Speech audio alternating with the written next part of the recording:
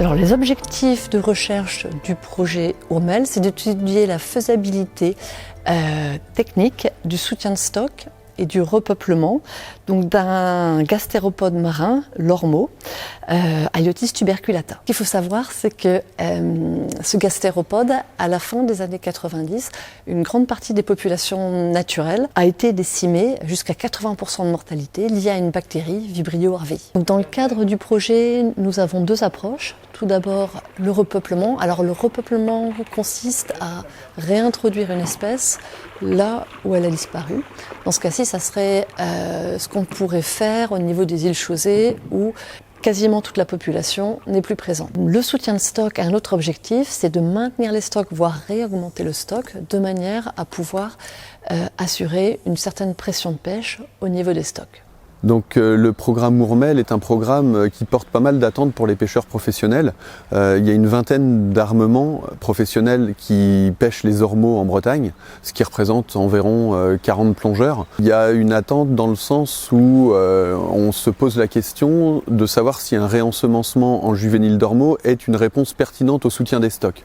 C'est quelque chose qu'on est habitué à faire, qu'on connaît du point de vue de la coquille Saint-Jacques. La coquille Saint-Jacques est réensemencée sur les gisements naturels, mais pour l'ormeau, il n'y a aucun test qui a été réalisé à grande échelle.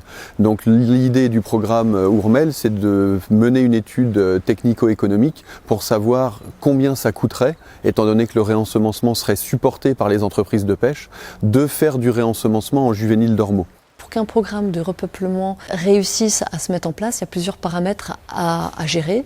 Donc tout ce qui est par exemple l'aspect génétique, voir si on n'influence pas la diversité génétique.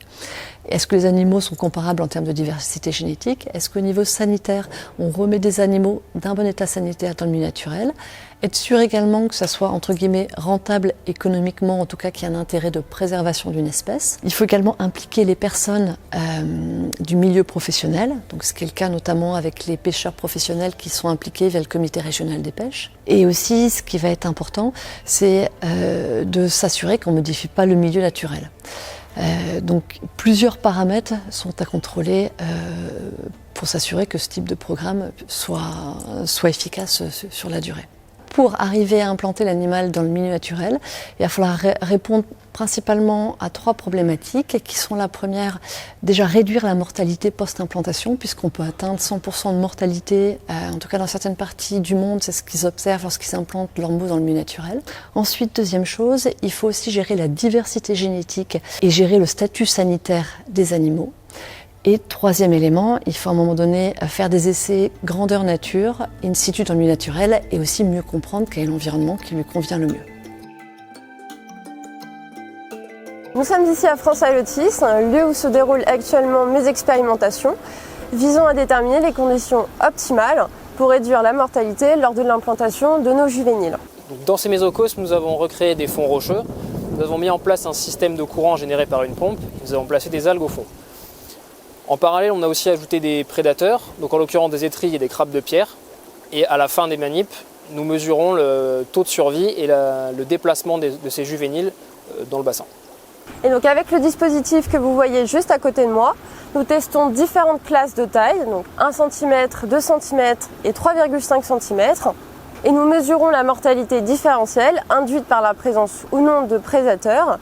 Et ici, nous utilisons des étrillons. Donc toujours dans l'objectif de réduire notre mortalité lors de l'implantation de nos juvéniles dans le milieu naturel, nous avons réalisé une seconde expérimentation visant cette fois à déterminer la méthode d'introduction dans le milieu idéale pour réduire cette mortalité. Donc ça peut être différent, on peut lancer les ormeaux directement dans le milieu ou les pré-introduire dans des coquilles d'huîtres ou encore dans des abris en terre cuite afin de les sécuriser et de les protéger jusqu'à ce qu'ils aillent eux-mêmes se cacher.